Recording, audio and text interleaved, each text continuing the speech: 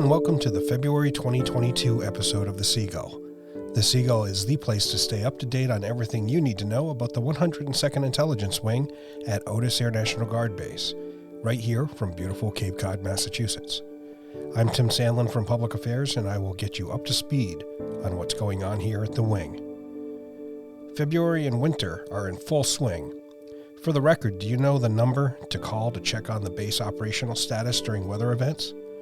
It's 508-968-4433. The other important way for the base to contact you with status updates is to ensure your contact information is updated on ad hoc. It is important to make sure the system has your information documented accurately.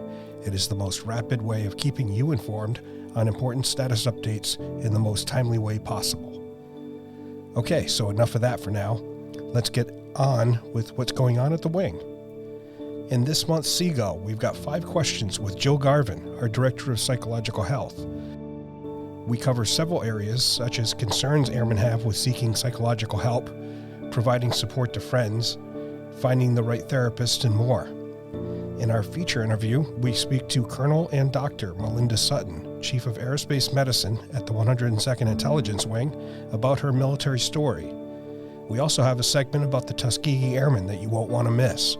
After all of that, we get a quick teaser from this month's Chevrons podcast.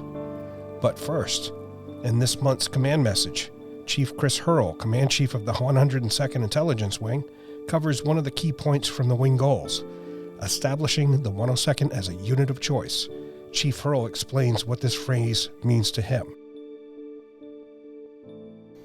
Hello, 102nd Intelligence Wing. I'm Command Chief Master Sgt. Christopher Hirl, and it's my privilege to present this month's command message. By now, most of you should have had the chance to read and digest the wing goals established for 2022. Key among them is the idea that the 102nd establishes itself as a unit of choice. I would like to take some time today and discuss what being a unit of choice means to me. Before I talk about where we want to go, I'd like to take some time and discuss a key leader from the not-too-distant past. As many of you may have heard, Command Chief Retired Chief Master Sgt. Roy Piver, the 3rd Command Chief ever at the 102nd, recently passed away after a struggle with cancer. Chief Piver was the first leader that I ever experienced when I joined the Air National Guard and the 102nd. His method of calm, kind, and considerate leadership while ensuring the mission was accomplished is a model that many successful leaders of the 102nd have followed with great success. His legacy lives on today in the excellence that you see all around you in the wing. If you'd like to gain some insights into the way Chief Piver thought, led, and encouraged others to lead, please take the time to read his paper entitled The Words of Wisdom. The paper stresses key aspects of leadership that are timeless. If you haven't read it, I recently sent it out in an all-staff email, and I've uploaded it to my 102nd Intelligence Wing Command Chief Teams page. So how do we honor Chief Piver's legacy as we establish ourselves as a unit of choice? Well, first we have to define what we mean by unit of choice. For me, it means several things at different levels. At the national level, to be a unit of choice means that warfighters, combatant commanders, and external agencies ask for us by name. That they want to work with the 102nd because we're simply the best. We're relevant, well-trained, well-equipped, and our airmen kick butt. To accomplish that, we have to invest in our airmen so that they are empowered to make the decisions, adapt to challenges, and fight at the lowest levels. This wing has smart, dedicated airmen. They're innovative and creative. As a wing, we need to embrace a mindset of accelerate, change, or lose, and encourage our airmen to lead from the lowest levels. When you consider being a unit of choice at the local level, I envision our wing as a family that respects, appreciates, and looks out for one another. We should welcome those that choose to join our wing with open arms and provide them a high standard of care as they assimilate. We must remember that our early actions with these airmen will shape their vision of the military, and especially the 102nd. Let's work hard to make sure that their excitement to serve their country carries through and turns into a continued excitement to be a part of the 102nd.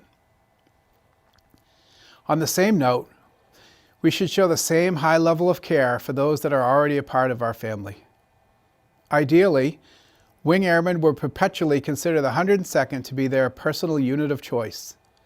For that to happen, they need to feel safe and secure in their work centers. Airmen need to feel that they are appreciated and that their work matters. Supervisors must provide regular feedback, encouragement, reward, and be willing to have those difficult conversations when a course correction is needed.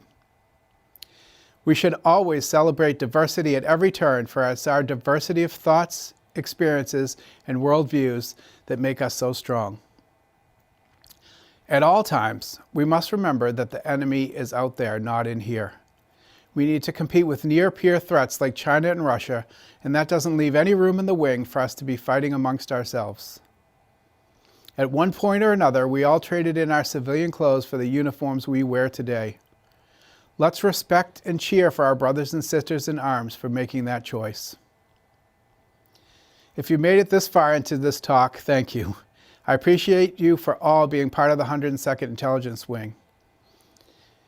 It's through your contributions and sacrifices that legacies like Chief Pivers live on. When we are gone, it'll be the actions that we take this day and the others like it that future airmen will build on our successes. I'm so happy to have a turn to be able to serve as your command chief. I encourage you all to make the most of your time in the Air National Guard. Thank you and have a great day.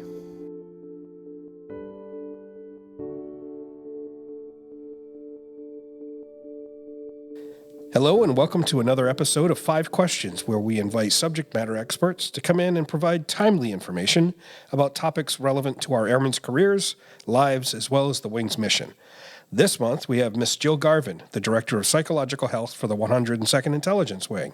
Thanks for coming in to the program, and are you ready for 5 questions, Jill? I am ready for my 5. Thanks for having me. Sure. So question number 1. I'm sure this is at or near the top of concerns for many airmen. Does speaking to the DPH or any counselor have a negative effect on an individual's security clearance? Absolutely not. And there have been some changes, which I won't get into the details. You can look it up or ask me, but changes to the SF-86, asking if you have received mental health treatment, which you can usually answer no to, even if you come and see the DPH or a therapist. It is very pro-mental health, and I want to remind people that it is extremely rare for someone to lose a clearance because they have a psychological issue. Mm-hmm. Great. Question number 2. COVID has been a challenge for everyone. We're now heading into the 3rd year of the pandemic, and it's likely had an effect on our relationships, personal or otherwise. What advice do you have in keeping your important relationships intact? Yeah, so since COVID, I've definitely had an increase in people that have been coming to see me because they're having relationship challenges. And if you're having challenges, our office, our resiliency office, we have a lot of good resources. I would suggest the Gottman Institute. They also have an app for your phone that can help strengthen relationships. The 5 Love Languages. A great podcast is Esther Perel. She's a psychologist that specializes in relationships. And Military One Source has marital coaching, so you can also utilize that service. But I have had a lot of people coming in to see me because of breakups and because of they're going through a divorce, which is very, very stressful. If you ever look at a list of the most stressful things you can ever go through, that's divorce or a breakup. And there are a lot of divorce care groups. You can check with your church for that. There's a lot of support groups on Facebook. There's one for fathers on Facebook as well. Of course, there's regular therapy. And we also have a lot of people here at the 102nd that have gone through divorces in the past, and they felt like it was something they were never going to get through, but now they're on the other side of it, and things are very different for them.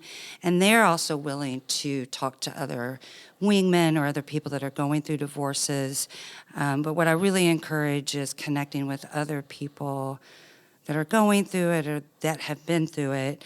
That's probably the more supportive thing that you can do for yourself in addition to talking to somebody. And I'm happy to listen to anyone that is struggling with this right now. Sure. Sounds like the most important thing to do is to continue to communicate. Yes, and I think with COVID, a lot of people were sort of stuck inside together, and some people grew closer in the relationships, and some people, if there were already some issues, grew apart. And sometimes it's hard to put the pieces back together, and that's why it is really important to find a licensed marriage and family therapist, for example, that specializes in relationships and marriages. So I would also encourage you to look at a licensed marriage and family therapist. Great. Question number 3. What does it mean to be a good wingman? If a friend or a family member has been struggling, how do we recognize their struggle and how should we approach it?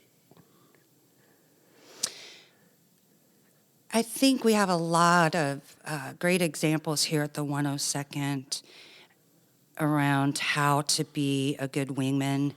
I see it all the time because I have people that call me or that walk in with somebody or a first sergeant that reaches out and they're trying to get support for a wingman. And so we always use that ACE concept, the ask, care, and escort. It doesn't mean you have to be friends with someone or spend a lot of time with someone that you don't know that well. But if you're noticing some changes with someone, they're going through a divorce, or maybe they're having some financial problems, or they have a sick child, or they're having some work-related issues, you can still reach out in a way that feels genuine to you, and that might be asking that person how you can support them, sending them a text, sometimes with a first sergeant, maybe a supervisor.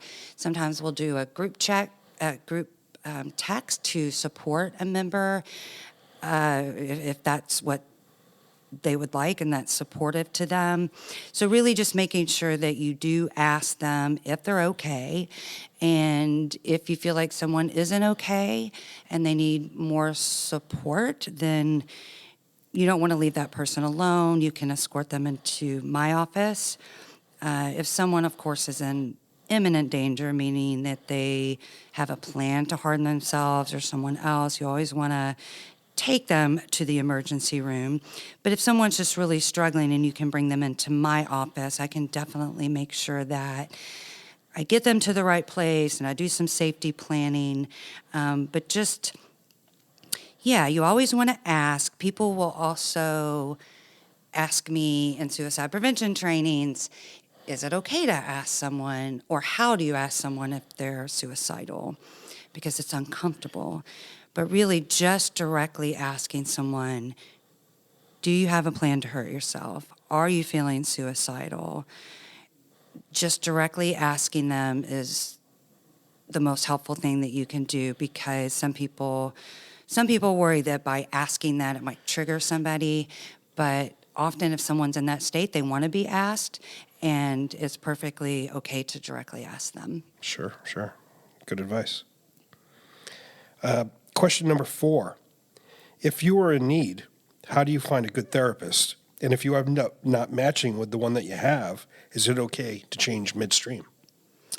Finding a therapist, there are a couple places that I always look if someone is looking for therapy. I look on Psychology Today. There's another one called therapyden.com, and you can put in your zip code, and then you can filter it. So if you have TRICARE, you can filter that you have TRICARE, and it will pull up. What I like about Psychology Today is it will pull up, like a picture of the individual, little bio, what their training and background is. And often it will tell you if there's a wait list or if they're not accepting new clients.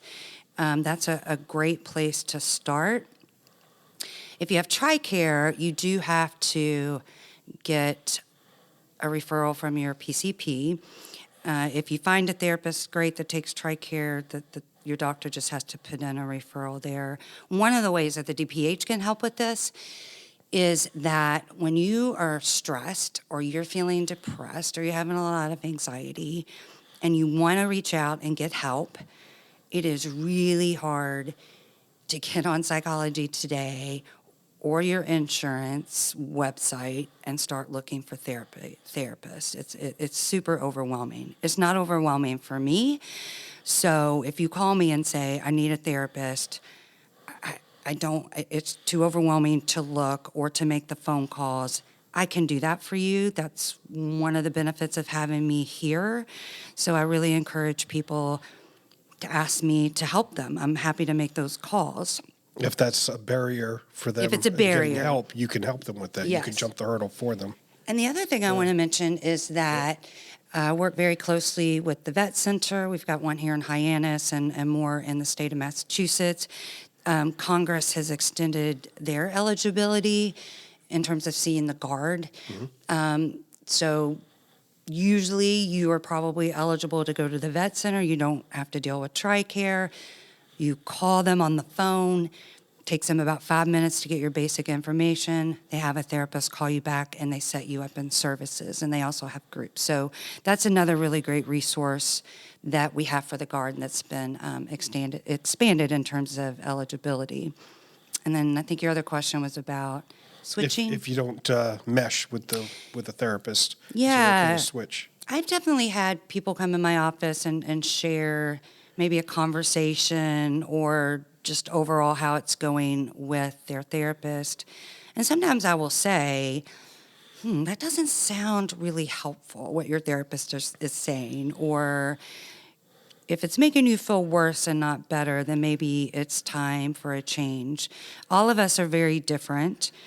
Some people connect with me and some people don't. They'd rather not come to the DPH or they want to talk to a different person. And as a licensed clinician, I want what's best for that person. So if you're seeing a therapist and it's not a good match, remember that it's for you. And usually therapists are okay with that. If you need to make a switch, make a switch. If something doesn't feel right, or again, it's making you feel worse and not better, it doesn't mean that therapy isn't challenging and it isn't going to bring up some difficult things. Sometimes you have to work through that. But if you feel like there's some red flags or your therapist just isn't engaging or really listening to you and you don't feel heard, I encourage you to speak up about that. But it's also okay to switch. Oh, good. And the fifth and final question. What are some strategies for dealing with anxiety and calming your nervous system? Everybody has their days. What's out there to help us smooth some of the wrinkles out of our daily lives? Well, with anxiety, our nervous system is always involved. Anytime that we can learn some techniques like breathing, mantras, certain physical activities, it helps our parasympathetic nervous system, which controls like our rested state, and it helps deactivate the sympathetic nervous system, which involves our flight or fight response. So doing things like I always suggest, one, box breathing. So if you picture inhaling for 4, pausing for 4, exhaling for 4, pausing for 4, and doing that for a couple of minutes, it can help activate that parasympathetic system or energy. Box breathing or inhaling for 4 and doing a slower exhale can calm your nervous system down. There's some great apps. I always suggest COVID Coach because it's got a lot of breathing exercises in there for anxiety. Very simple ones. There are some that are only like 3 minutes long or 5 minutes long. Affirmations can be really helpful. Saying things to yourself like, I'm in control. This is only temporary. I've made it through hard things before. I can make it through this. I can take it one step at a time, sometimes 1 hour at a time.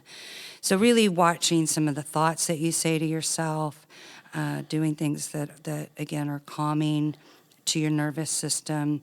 Everybody has anxiety. Some are worse than others, but almost everybody that comes in to see me, they're having some kind of anxiety. And so sometimes I will do breathing exercises with them, or I will suggest some. I have a whole list of different exercises that you can do that will help with that. One thing I want to mention is that there are 3 things that can make anxiety worse, and that's irregular sleep. So I always ask people how their sleep is, and often our sleep can be irregular. So sleep makes anxiety worse. If we overuse stimulants, caffeine, energy drinks, that will definitely make your anxiety worse. And even simple things like dehydration, not drinking enough water. So sometimes if I'm talking about anxiety to somebody, I will try to get them to keep it really simple. Do the box breathing. Make sure you're drinking water. Are you getting rest? Getting outside or getting some sunlight for a few minutes. Like really keeping things simple so you can start to learn how to calm your nervous system down. And of course, if you can come in and talk about it, I think our anxiety gets worse if we kind of stay in our head and don't keep it in. Kind of brain dump or get it out with somebody. So a lot of times I can see someone come in with anxiety that's on a scale of 1 to 10, 10 being the worst. They feel like they're having a panic attack or a heart attack. But after they just kind of get everything out off their chest and brain dump, they're like at a 4 or 5, and they feel completely relieved because they've shared it with somebody. So my office is a great place to do that. And if someone isn't comfortable coming to see the DPH, I will always find someone for you to talk to. Wow. And that seems like a running theme through all of these is keeping the communications open. Absolutely. Continuing to talk to friends, family, wingmen, DPH, to whoever you can talk to. Keep talking. Keep talking. And there's a lot of resources for the military and for the Air National Guard. And if you're not aware of them, again, please call my office because I'm happy. I even have people that will call like for their friends or family members. I'm just happy to give you resources. Great. All right. Well, that was 5 questions. Is there anything else you'd like to add? Is there anything that you'd like to ensure the airmen of the wing are aware of? One thing I would add when you asked about finding a therapist or a counselor, if you're somebody that struggles with post-traumatic stress disorder or just post-traumatic stress, for example, it's also important to find a therapist that is trauma-informed and that is sensitive to military culture and also trauma-related symptoms. So that's another really good question to ask if you are looking for a therapist is kind of finding out and if you're not sure what that means, again, please reach out to me and I can explain what trauma-informed means. Great. And also there are a lot of great books and podcasts that I can suggest too that help address all these questions that you've asked. Awesome. Thanks, Jill. What's the best way to get in touch with your office? How can airmen reach out?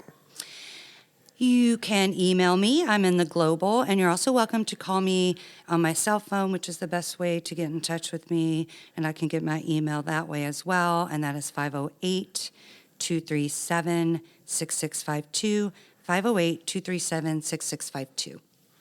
Awesome. Thanks again for coming in and answering 5 questions. Thank you. Thanks.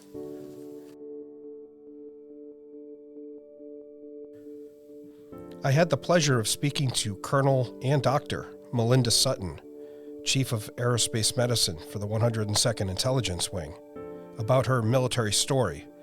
As luck would have it, February 3rd, the day we recorded this interview, also happens to be National Women Physicians Day. This day marks the birthday of Dr. Elizabeth Blackwell, the first woman to receive a medical degree in the United States in 1849. Have a listen to Dr. Sutton as she tells us how she has gotten to this stage of her career. So tell us a little bit about yourself. Where does your story begin? My story begins in Knoxville, Tennessee. My parents, high school sweethearts, and I'm their first child. So it starts there. My father joined the military, joined the Marine Corps, and we started traveling. So we went from there to Albany, Georgia, then to Hawaii. And after Hawaii, my mom had seen enough water, so she said the next place I'm staying. So that was at Cherry Point, North Carolina. And that's where I finished middle school and high school. And then I went to college, North Carolina A&T State University. And I wanted to go to a historically black college because going through school, I started to notice in elementary school in Lonsdale, it was primarily African American.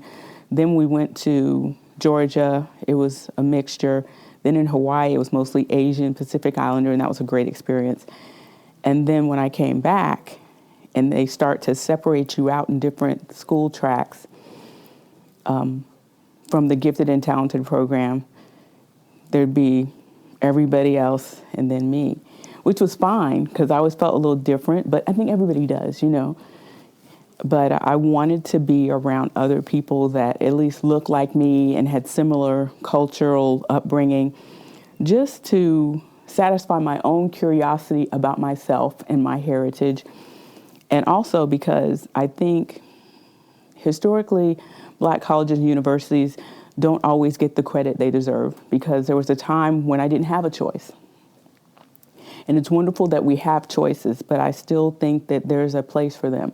Just as there's a place for women's schools, there's a place for all men's schools. I don't have a problem with BMI or any other male school. And I'm of the opinion that just because we can go somewhere doesn't mean we should. So I think it's all relative to what's going on and what the purpose is and what is your objective, you know. So I just wanted to be around other people, and I really appreciated that because it just let me know that just because you have people that are supposed to have similar culture and things doesn't mean you think the same way, doesn't mean you have the same goals. And I needed to see that. And it just reinforced what my parents had always taught me. You treat everyone like you want to be treated, and everyone gets the benefit of the doubt. You don't paint anyone with a broad brush just because they're a part of a certain group or just because they have certain symbols. You know, I don't believe everyone wearing a Confederate flag is against me or is against people of color. I don't believe that. So I just take people as they come with the situation and understand that I'm not perfect. So I can't expect everybody else to be perfect every time. So that's part of my story and where I came from, Knoxville, Tennessee. So I'm part hillbilly. How did you start your career in the military? Who or what inspired your decision to join? My dad in the Marine Corps. And I always thought I would be a Marine. But when I went on base, and you could hear them running PT early in the morning, and I thought, I'm probably going to get kicked out. Because they're in the woods, they're in the dirt, and not that I mind that, but me and the drill sergeant might have a problem because I know I can be a little bit of a girly girl. As I found out when I went through their survival training, they want you to take some dirt and put it on, kind of camouflage. I said, I'm already brown. What do you mean I got to put some dirt on? And I can remember Sergeant House spitting his chew and looking at the ground and looking at my face. And I knew that was body language for, put the dirt on your face, lady. So I think I made a good choice. So my dad was the one that inspired me. And my guidance counselor, Mrs. Markham, is the one that snatched me out of the hallway one day and said, you've already missed the Navy deadline. We're going to sit in this office till we finish the Army and the Air Force ROTC scholarship applications. I've already told your teachers you're not leaving till we get this done. So I owe a lot of credit to her because I thought about it, but she really pushed, and the rest is history. That's great. Starting your career as an industrial engineer, what can you tell me about that field? Awesome. I have to be honest, when I got the scholarship, I had to look it up. And then I noticed that they said, if you don't want to do that one, you can do the other ones. You can do aeronautical, you can do mechanical. And I thought, okay, options are nice. But when I looked it up, I thought, oh, that's a perfect one for me. You know, because it is the marrying of manpower with industry. The ergonomic design of workstations, improving efficiency, improving quality. Oh, I can do that. I like that. That appeals to me. And it has all the other aspects of mechanical where I can fix things and move things around in your head and put it on paper with CAD CAM. And I thought, oh, this would be great. I can do this. The only other thing I wish I had done more of was chemical, because I also like to mix things up and come up with concoctions. But you can do that too, because when you're in a factory, they let you go in and see what's going on. You can be a part of that.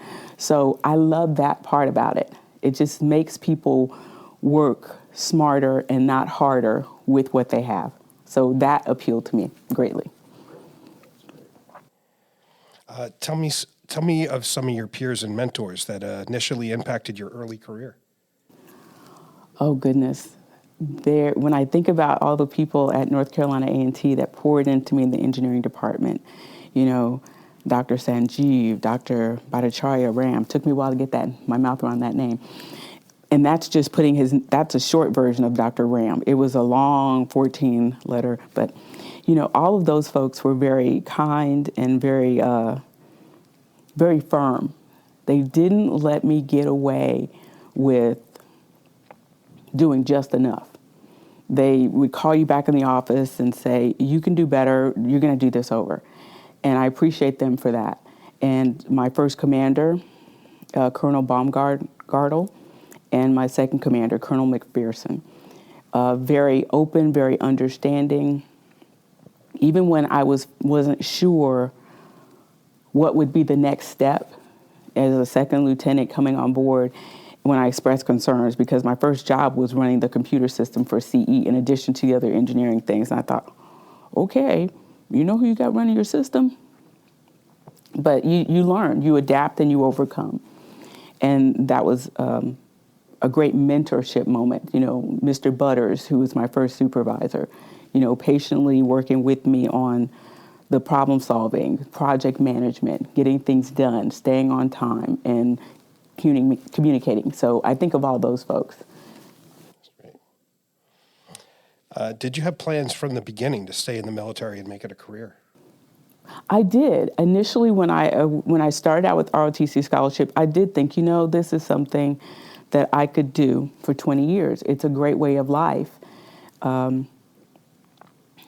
I also had in the back of my mind, Melinda, you also thought about medicine. And I thought, after I got the Army scholarship for medicine, and then I thought, Marine Corps, Army, if I couldn't do the Marines, then I'm not going to do the Army, probably for similar reasons. Their culture and things. And then I just thought, as a woman, I would do better in the Air Force. So going back to the Army scholarship, if I had a problem with who was paying for it, then maybe I didn't really want to do that bad enough. So engineering appealed, and I went that route. And I thought, this is something I could do for the rest of my life. Well, as you alluded to, after several years in the engineering field, you made a significant career pivot into medicine. What was that decision like? It was like flipping a switch. I went on a deployment to Team Spirit in Korea. We landed at Osan. We went out to Yeoju, which was a peanut field that we had to convert into a base, a camp, put down runway, everything you would do for a tent city, a deployment. And I ended up spending most of the time with the flight surgeon. And that's when I said, okay, it's time for you to be honest with yourself. You like this, but you really love medicine. So it's time to start thinking about a transition, because it just really captured me going through doing the site survey for where the latrine was, as opposed to the showers and the dining facility. I mean, it all crossed over with the engineering, but I just really loved all of the public health stuff, making sure that the bugs were gone, making sure that we had the right water, using the reverse osmosis water purification unit and the medical implications of that if we had to. So that's when I really realized, okay, in your heart of hearts, you need to change over to medicine. So, Did your previous military experience prepare you for the challenges of medical school? It did in many ways,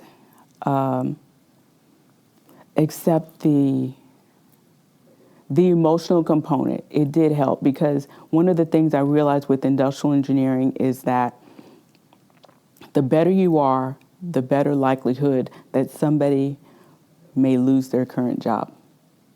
Because if you make things more efficient, you're not going to need as many people to do the same work. So I had to reframe it and say, you're creating other opportunities for people. And that was an emotional thing, too, because what if somebody has trained to be on this line doing this thing all their life? Now they have to change their whole mindset. When you go to medicine, it's very emotional to tell people that they have a condition that's going to change the rest of your life. When you tell somebody they're a diabetic, many things come to their mind. Their diet is going to change, medications they have to take, certain, just a mindset that this is going to affect the rest of my life, my level of function, and I have a choice. Either I get with the program and follow the recommendations or adjust them to fit my lifestyle and me, and many diabetics have done a great job with that. Or I don't, and I deal with the consequences. And, when you tell somebody you have to put them through a painful procedure, all of that. So it was a segue, and it didn't quite prepare me for that, but for everything else with the hard work, trying to get organized and how you learn things and to quickly adapt, because you only have a short period of time with a class to get the learning style right and to get it. Do you need flashcards for this class? Do you need to just keep looking at microscope slides for histology?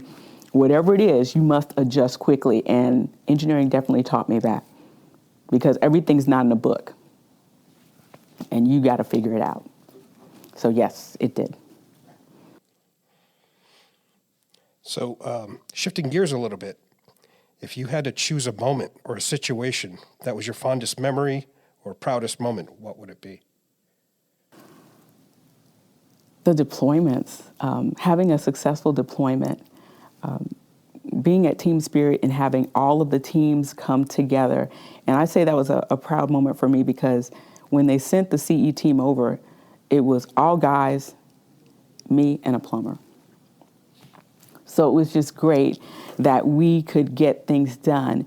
And me being a female, the plumber being a female, didn't stop anything. Nothing came to a screeching halt. They didn't have to make a special bathroom for me. They didn't have to make a special tent or anything. And to be honest with you, us all in the same tent was not a problem, because we had so much gear on. I used every bit of gear they issued me. So the camaraderie, I was proud of that. And the other deployment was when I went for Operation Iraqi Freedom that turned to Enduring Freedom, and going over as a flight surgeon, because I got to see the camp from a different perspective, coming in and seeing all the key points that as a civil engineering officer, what we did in the layout, and being able to speak intelligently about the runway and say, I think we need to move that P4 matting. Something that's right. How do you know about that? Well, let me tell you. So that was nice to see it from that perspective, and to develop a camaraderie with my flying crew, the 105th Airlift Squadron at the time, because pilots are a tough group to get next to. They don't let you in. So those are my proud moments, the deployments and how everything came together, and we were doing military things. We were out in the field. So those are my proudest moments that I can think of right now. What advice would you have for airmen who are considering a major change in their careers? Research what that means. Know what you're getting yourself into. Understand that it can be painful, but my situation was facilitated by a reduction in forces. It was like perfect timing. Whereas I was able to leave early, I was able to get the GI Bill and use it to pay for my pre-med prerequisites. Without that, it would have been that much more difficult. So research what it's going to take to do that. I mean, down to how are you going to support yourself? And be honest with yourself. Are you willing to tough it out? Because it's going to be difficult. And you're going to have naysayers. You know, I had people say, do you know how long it's going to take? Do you know how much money that's going to cost? And you know how old you're going to be? I was like, well, no, I don't know how long it's going to take, but I'll find out. I don't know how much money it's going to cost. I'll find that out too. But I know one thing, God willing, I'm going to be several years older and doing what I really in my heart want to do, or I'll be 5 years older saying woulda, coulda, shoulda. And I'd rather go out fighting. I'd rather go down swinging and give it a go instead of wondering. So count the cost, like it says in the Bible, and be sure that you're ready to go for it. Because there's going to be times when you might have nobody supporting you, nobody believing in you, and be prepared to be broke sometimes. I started medical school with $1 in my pocket. And you find a way. God makes a way. Somebody showed up with a gift card or lunch or a meal, and I stayed with friends, and I had a gas card to put gas in the car. You kind of touched on this a little bit. There's challenges. If you had to choose something that you would have done differently that had a significant impact, what would it be?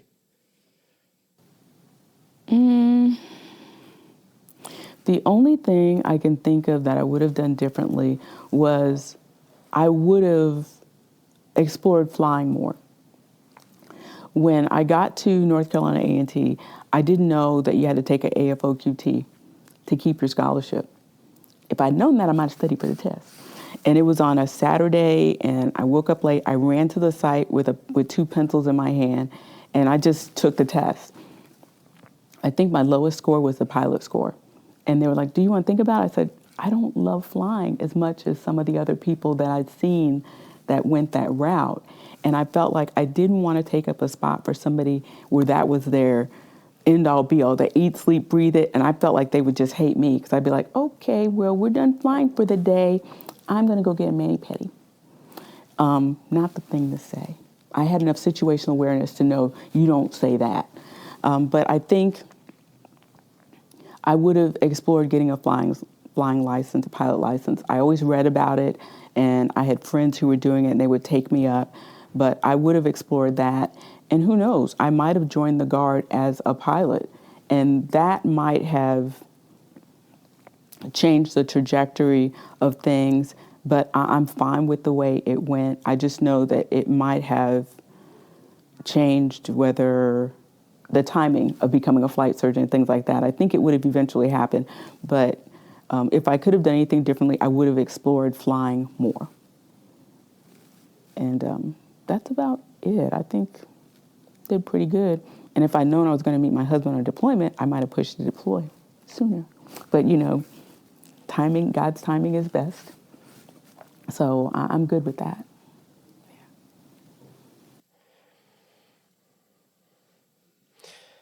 So, you were recently recognized as the National Guard BEYA Stars and Stripes or Stripes and Stars Award winner for 2022. What is the significance of that honor for you? It's huge. Stars and Stripes has been a part of my career from the very beginning. And reading that paper, because I remember hearing about it in movies, and then when I came on active duty and saw it, I said, oh, it does exist. It wasn't just something somebody made up. And then they were so gracious to me to help me with Black History Month campaigns. I did a Did You Know campaign. They helped me. They helped publicize, I think, a play that I did. So I thought to come back and be recognized by them for this, I was just honored and thrilled. And not that you want to shout from the rooftops that you're an engineer, but I'm just so glad that I was able to graduate with the degree and make use of it. It's just such a thrill to have somebody pull that back from the cockles of my past and dust it off and say, hey, you did something here. So it's just spectacular. I'm still so excited. I still remember the phone call, when they said, hey, you won. I was like, ah. So, and I'm also appreciative that they're honoring Black engineers, because you still have people today who don't believe there are any. I mean, I don't know if, I'm just going to say this for my active duty. I remember Airman, I won't say his name, and this is when the Cosby Show was out, and he was just talking one day, and he said, who would believe that? That can't possibly happen. A Black doctor and a Black lawyer being married. And I said, you mean kind of like a Black engineer? He said, yeah. And then he was like, I said, hello. So it's just nice to get that affirmation. And I really appreciate them for highlighting this, because you never know what it's going to mean to someone else who sees it, who may have had blinders on. They're just trying to make it through life. And then they look like, maybe I can do something different. Well, leading right into the last question I've got for you. One of the purposes of the Stars and Stripes Award is to influence youth toward science, technology, engineering, and math, STEM. What would you say to young students who are beginning to look forward to their own futures and all they can achieve? I would say use your imagination. Anything is possible. And if you don't see what you believe you want to do among what's available, make a new path. Go for it. Don't let your doubt and frustrations with what you've tried hold you back. And I just think that this is so key that the Bea Award is during Black History Month, because it coincides with so many other recognitions. Like today is National Women's Physicians Day. So that just adds that much more to it for me. And I just say go for it. You know, really, don't let past failures in school, if you didn't do well in math in junior high, it's a combination of factors at that time. Maybe you were not receptive. Maybe it was the teaching style. Maybe you didn't know how you learned.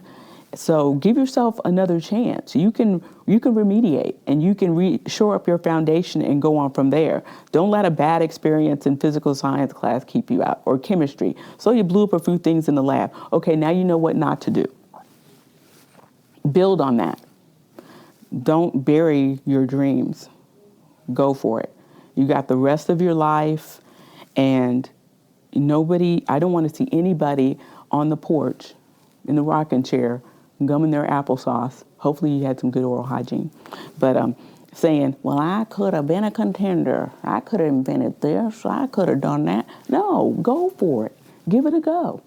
So don't hold yourself back. There's enough stuff in life. There's enough nasty people who are bitter for whatever reason. I don't know what happened to them, but there's enough of that, enough unintended consequences to hold you back without you holding yourself back. So go for it. You'd be surprised how many people are out there to help you, because there were people all along the key points that helped me. Scholarship money, summer projects, or telling me, you don't need that class, you need this class. Saved me a lot of time and effort. So you will be surprised what rises up to meet you, to help you along your way.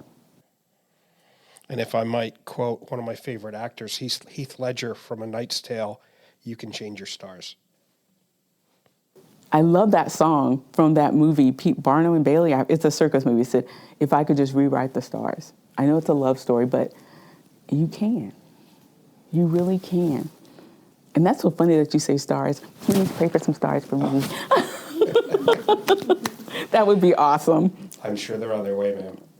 I'm praying they will align.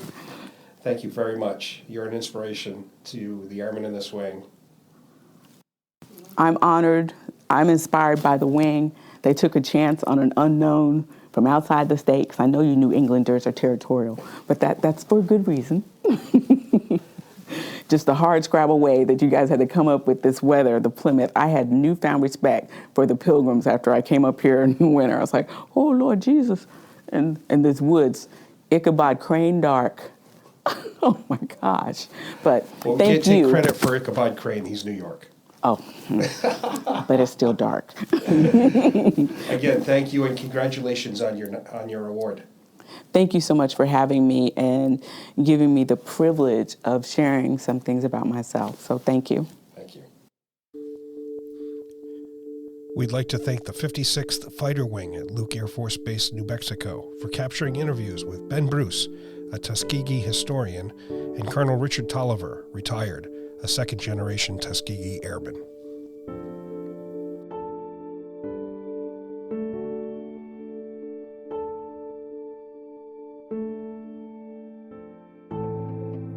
I think what the Tuskegee Airmen story does to the Air Force is highlight the diversity and the value of diversity, and also highlights the importance of working as a team. It's a rich story of history and how we can finally get it right. And I think the Air Force is still a better and stronger Air Force because of our diversity. This is not just Black history, this is American history.